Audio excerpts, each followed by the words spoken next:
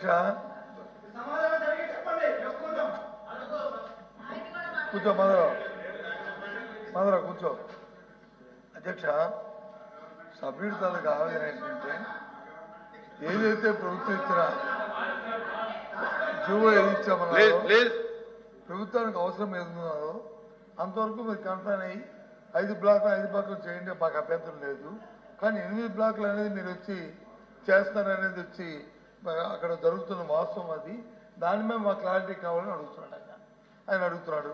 ఒకవేళ మీకు క్లారిటీ కాదంటే దీని మీద మనం రేపు బిఎస్ తెచ్చుకుందాం సార్, దీని మీద స్టేట్మెంట్ కానీ తెచ్చి కానీ అవకాశం ఇవ్వండి అధ్యక్ష. దాని అకార్డింగ్ దట్ ప్రభుత్వాన్ని వచ్చి కొనసాగించమని అధ్యక్ష. దాని మీద క్లారిటీ కావాలి ఆయన అడుగుతుంది. క్లారిటీ అడిగారు సింపుల్గా. దయచేసి రెవెన్యూ మంత్రి గారిని వచ్చి దానికి క్లారిటీ ఇవ్వండి అధ్యక్ష, అంతే. ఎక్కువగా దాని గురించి కాకుండా. ఎల్ఓపి గారు ఇప్పుడు మాధవరావు గారు చెప్పే దాంట్లో ఆవేదన ఉండొచ్చు, కానీ ఒక క్వశ్చన్ అవర్లోనే ఆయన కావాల్సినటువంటి మొత్తం సమాచారం ప్రభుత్వం దగ్గర నుంచి రాదండి. దానికి వేరే మార్గాలు ఉంటాయి, వేరే మార్గాలు వెళ్ళాలి తప్ప ఒక క్వశ్చన్ అవర్ లో ప్రభుత్వం యొక్క మొత్తం సమాచారం చెప్పండి నాకు పరిష్కరించండి అంటే అది ఇక్కడ అయ్యేది కాదు. దయచేసి అర్థం చేసుకోవాలి. కూడా అవగాహన ఉంది అధ్యక్ష, కానీ దానికి మెంబర్ కూడా అర్థం సంబంధించి ఇష్యూ లేదు సార్. మెంబర్ కూడా అర్థం చేసుకోవాలి. ఈ కార్యాలయం మీద చాలా సమయం ఇచ్చాము, మంత్రి గారు కూడా విపులంగా చెప్పారు.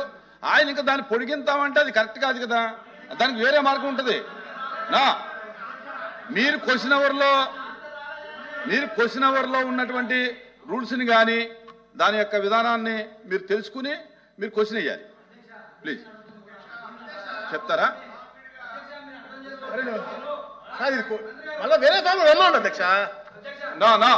మీకు లేదండి ఈ క్వశ్చన్ ఓవర్ అండి. నెక్స్ట్ క్వశ్చన్ భర్త గారు చెప్పండి. దీని మీద ఎవరికి అవకాశం లేదు, ఈ క్వశ్చన్ మీద ఎవరికి అవకాశం లేదు. భర్త గారు. Morning chairman sir.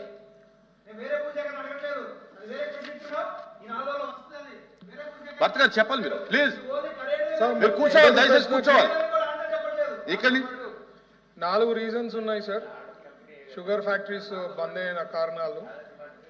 ఒకటి, షుగర్ కేన్ దొరకడం అవైలబిలిటీ కూడా చాలా తగ్గిపోయింది. ఇప్పుడు లేబర్ కాస్ట్ బాగా పెరిగిపోయింది కాబట్టి కల్టివేషన్ కూడా డైవర్ట్ చేయడం జరిగింది. అలాగే థర్డ్ పాయింట్ వచ్చి అక్యుములేటెడ్ లాసెస్, ఫ్యాక్టరీస్ లాసెస్ చాలా ఉన్నాయి కాబట్టి అదొక కారణం. And cost of production sugar ఫ్యాక్టరీది ఇక్కడ చాలా ఎక్కువ ఉంటుంది. దాని 4 కారణాల వల్ల షుగర్ ఫ్యాక్టరీస్ అన్ని బంద్ కావడం జరిగింది. అలాగే కల్టివేషన్ చేసే వాళ్ళు కూడా డైవర్ట్ చేసుకోవడం జరిగింది అధ్యక్ష. అలాగే రెండో ప్రశ్నకి మనకి ఎస్ఎంఏఎం స్కీమ్ కింద మనకి మెకనైజేషన్కి సపోర్ట్ సిస్టమ్ ఇస్తూ ఉన్నారు అధ్యక్ష. Thank you. నెంబర్ 139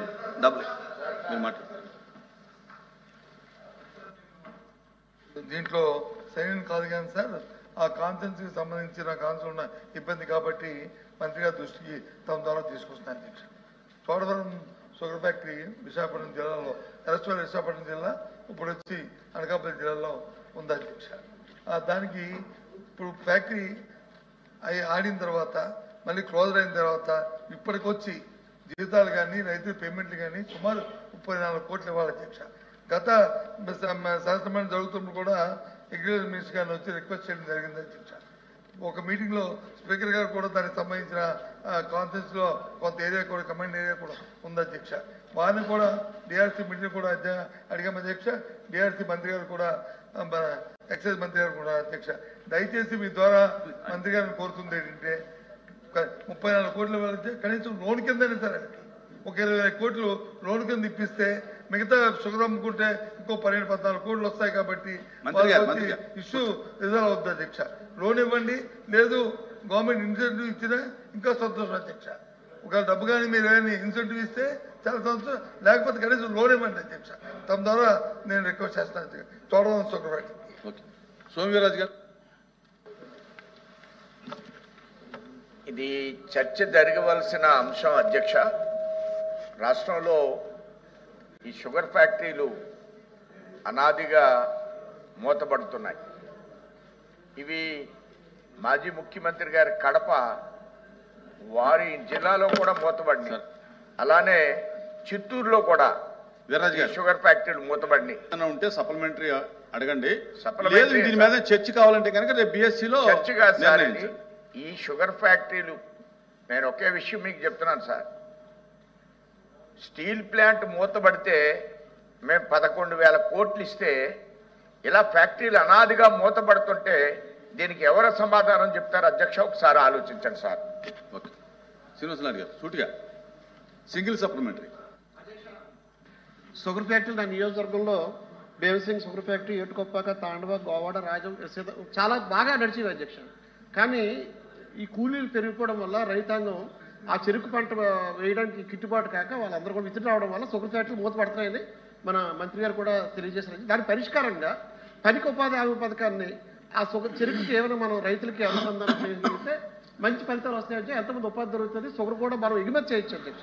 కాబట్టి ఆ రకమైన ఏర్పాటు చేయడం కోరుతున్నాం. మంత్రి గారు మనకి 29 షుగర్ ఫ్యాక్టరీస్ ఉన్నాయి అధ్యక్ష టోటల్ స్టేట్లో. యాక్చువల్గా దాంట్లో 10 వచ్చి కోఆపరేటివ్ సొసైటీకి సంబంధించింది, 19 వచ్చి ప్రైవేట్ సెక్టర్.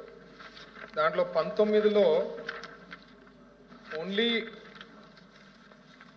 4 రన్నింగ్ ఉన్నాయి అధ్యక్ష. మిగతా 15 అన్ని క్లోజ్ కావడం జరిగింది. 10 కోఆపరేటివ్ సొసైటీకి సంబంధించిన షుగర్ ఫ్యాక్టరీలో కూడా 10లో ఒకటే రన్ అయింది. అది కూడా లాస్ట్ ఇయర్, ఈ ఇయర్ అది కూడా చేయలేకపోతున్నాం. మీరు ఇక్కడ చెప్పినట్లు, సభ్యులు చెప్పినట్లు అమౌంట్స్ ఏదైతే డ్యూ ఉన్నాయో ఖచ్చితంగా అవన్నీ తీర్చే దాంట్లో ఉన్నాము. వచ్చిన తర్వాత కూడా దాదాపు 10-15 కోట్లు మన గవర్నమెంట్ ఫామ్ అయిన తర్వాత కూడా క్లియర్ చేయడం జరిగింది. ఇది ఏదైతే డ్యూస్ ఉన్నాయో అది కూడా ఒక ప్లాన్ ఆఫ్ యాక్షన్ పెట్టుకొని క్లియర్ చేయాలనే ఉద్దేశంతోనే ఉన్నాయి. అవన్నీ కూడా క్లోజ్ చేస్తాం అధ్యక్ష. ఎందుకంటే ఇక్కడ వైబిలిటీ లేదు. నార్త్లో మనకి యూపీలో, మహారాష్ట్రలో ఉన్నట్ల వైబిలిటీ ఇక్కడ లేదు. సో రీజన్ ఈవెన్ ప్రైవేట్ కంపెనీసే బంద్ చేసినారంటే దానికి ఇంకా బెస్ట్ ఆన్సర్ అదే. Thank you. Question number 13988 minister for endowments.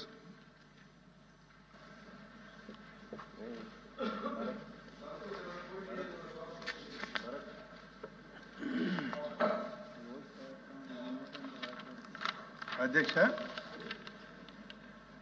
ఏ మరియు బి ప్రశ్నలకు సమాధానం సభా సమక్షంలో ఉంచడమైనది అధ్యక్ష.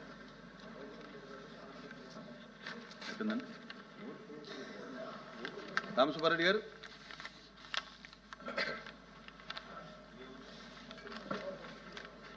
ఇది అధ్యక్ష, తిరుమలలో వైకుంఠ ఏకాదశి ద్వార దర్శనం అనేది చాలా ముఖ్యమైనది అధ్యక్ష. వైకుంఠ ఏకాదశి రోజు ఆ ద్వారం ద్వారా దర్శనం చేసుకోవాలని చెప్పి లక్షలాదిగా భక్తులందరూ కూడా ఆ దర్శనం కోసం ఎదురు చూస్తూ ఉంటారు అధ్యక్ష. మన తిరుమలలో ఇది గతంలో కూడా జరుగుతున్నటువంటి ప్రాసెసే అధ్యక్ష. ఇదే కొత్తగా జరిగేటువంటి కార్యక్రమం కాదు, అప్పుడు మొదలుపెట్టింది కాదు. గతంలో కూడా ఎప్పుడు ఈ కార్యక్రమాన్ని తిరుమల తిరుపతి దేవస్థానం జరుపుతూనే ఉన్నారు.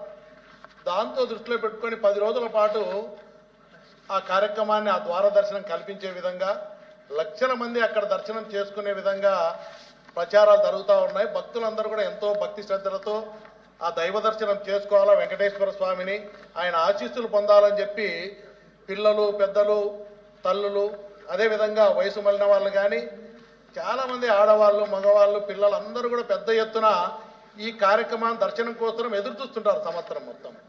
అలాంటి కార్యక్రమం జరిపేదానికి గతంలో కూడా ఎప్పుడూ జరగని విధంగా మనం ఒక్కసారి చూస్తే తిరుమలలో జరిగినటువంటి ఘటన, ఈ టోకన్లు ఇష్యూ చేసేదానికి 9 చోట్ల ఈ కార్యక్రమాన్ని భక్తులకు టోకన్లు ఇష్యూ చేసేదానికి క్యూ లైన్ ఏర్పాటు చేసేదానికి 9 చోట్ల ఏర్పాటు చేశారు అధ్యక్ష. ముఖ్యంగా ఎప్పుడైనా కూడా గతంలో కూడా చూస్తే ఆ టోకన్లు ఇష్యూ చేసినప్పుడు వేల మంది, లక్షల మంది అక్కడి దర్శనం కోసం వస్తారు కాబట్టి అక్కడ తగిన జాగ్రత్తలు, భక్తులు వచ్చిన తర్వాత ఆ భక్తులకు కావాల్సిన ఏ టైంలో ఇస్తారు మీరు టోకన్లు, వచ్చిన తర్వాత వాళ్ళు వెయిట్ చేయాల్సి వస్తే వాళ్ళకి సౌకర్యాలు కానీ, పొద్దున రోజు ఉదయం నుంచి సాయంత్రం వరకు, రాత్రి వరకు అక్కడే ఉండాలంటే వాళ్ళకు కనీసం వసతులు, మహిళలు వస్తారు అధ్యక్ష. ఇది చాలా ఇంపార్టెంట్. సార్ మీకు ఒక రిపోర్ట్ వచ్చింది, మీ టేబుల్ మీద రిపోర్ట్ వచ్చింది, మీరు చూసాం సార్ రిపోర్ట్.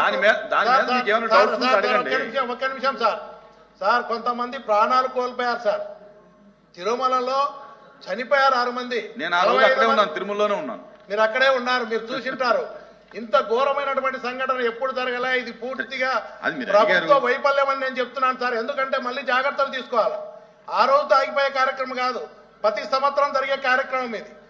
ఇప్పుడు ఇది దీన్నైనా దృష్టిలో పెట్టుకొని జరిగిన సంఘటన మీద అయినా రియలైజ్ అయ్యి మళ్ళా వచ్చేటప్పుడు ఈ తప్పులు జరగకుండా కఠినమైన చర్యలు తీసుకోవాల్సిన అవసరం ఎంతైనా ఉంది అధ్యక్ష.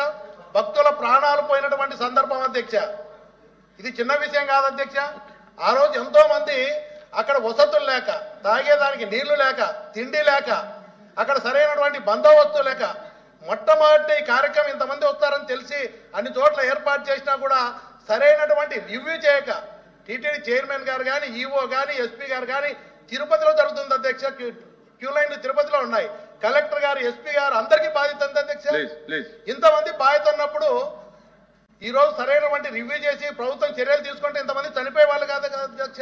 రెండోది అధ్యక్ష, నరకం అనుభవించారు అధ్యక్ష. అక్కడ భక్తులు దర్శనం కోసం వచ్చి నరకం అనుభవించారు అధ్యక్ష. వసతులు లేక ఇబ్బంది పడి ఆ క్యూ లైన్లో ఒక్కసారి ఓపెన్ చేస్తే అందరూ కూడా మాకు దొరుకుతాయో లేదని తోపులాటలో అక్కడ ఏమైంది అధ్యక్ష, కింద పడిపోయిన లేపే పరిస్థితి లేరు, చనిపోయారు ఇంతమంది. ఈ రోజు నేను చూశాను అధ్యక్ష. దీంట్లో అక్కడ చైర్మన్ కానీ, ఈఓకి కానీ, అక్కడ కలెక్టర్ కానీ, ఎస్పీ కానీ అందరికీ బాధ్యత ఉంది అధ్యక్ష. ఎవరు తూతూ మంత్రంగా దీని మీద చర్య తీసుకున్నారు అంటే నేను చెప్పేది ఏంటంటే గోశాలకు సంబంధించినటువంటి టోకెన్లు ఇష్యూ చేసిన మీద చర్య తీసుకున్నారు, డిఎస్పీ మీద చర్య తీసుకున్నారు. వాళ్ళు ఎక్కడ టోకెన్లు ఇష్యూ చేసే వాళ్ళు ఏం చేస్తారు అధ్యక్ష, వాళ్ళ బాధ్యత వచ్చి టోకెన్లు ఇష్యూ చేస్తారు. అదే దీన్ని రివ్యూ చేసి బాధ్యతగా రివ్యూ చేసి ఇలాంటి సంఘటన జరగకుండా కావాల్సిన బందోబస్తు ఏర్పాటు చేసి తీసుకోవాల్సిన చర్య కలెక్టర్, ఎస్పీ, చైర్మన్, ఈవోలు అందరి మీద ఉంది.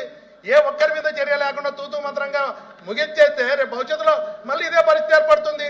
భయపెట్టి ఉంటుంది అధ్యక్ష.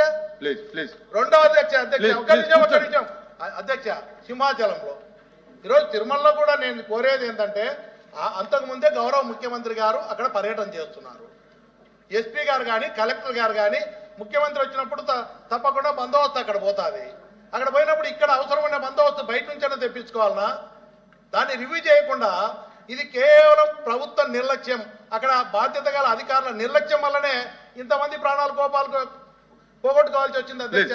సింహాచలంలో అధ్యక్ష ఒక్కడే నిమిషం సింహాచలం అధ్యక్ష, నేను మంత్రి గారిని కోరుతా ఉన్నా, అక్కడ టెండర్ పిలిచింది ఎవరు అధ్యక్ష? ఎండోమెంట్ డిపార్ట్మెంటా లేకపోతే టూరిజం డిపార్ట్మెంటా? ఆ ఫండ్స్ ఎవరు ఇచ్చారు? సెంట్రల్ గవర్నమెంటా, స్టేట్ గవర్నమెంటా? అక్కడ కూడా అదే అధ్యక్ష. ఆ టెండర్ ఎప్పుడు పిలిచారు, ఎప్పుడు కట్టినారు? చందనోత్సవం జరుగుతూ ఉంటే హడావిడిగా అప్పుడు కట్టి ఈ రివ్యూ లేకుండా సరైనటువంటి డిజైన్ చేయకుండా ఆ నాసిరకంగా కట్టడం వల్ల టెక్నికల్ ప్రాబ్లం వల్ల గోడ కూలిందని చెప్తున్నారు కదా. దానికి కారణం ఎవరు అధ్యక్ష? ఇక్కడ కూడా అంతే అధ్యక్ష. నేను కోరేది ఏంటంటే ఎందుకు అడుగుతున్నానంటే ఏ ప్రభుత్వాంతైనా ఇలాంటి కార్యక్రమాలు దేవస్థానాల దగ్గర లక్షల మంది భక్తులు వచ్చేటువంటి పరిస్థితి, రాత్రి పౌరులు మేల్కొని ఆ దర్శనం కోసం ఎదురు చూస్తారు అధ్యక్ష. అలాంటి భక్తులు వచ్చే మన దేవస్థానాలను అక్కడికి మళ్ళీ రావాలని అందరూ అనుకోవాలి తప్ప అయ్యా మళ్ళీ బ్రహ్మోత్సవాలు వచ్చినాయి వైకుంఠం ద్వారా దర్శనం అంటే మనం వైకుంఠం పోవాల్సి వస్తుందనే అనే అభిప్రాయం ఏర్పడి ఎవరు వస్తారు అధ్యక్ష?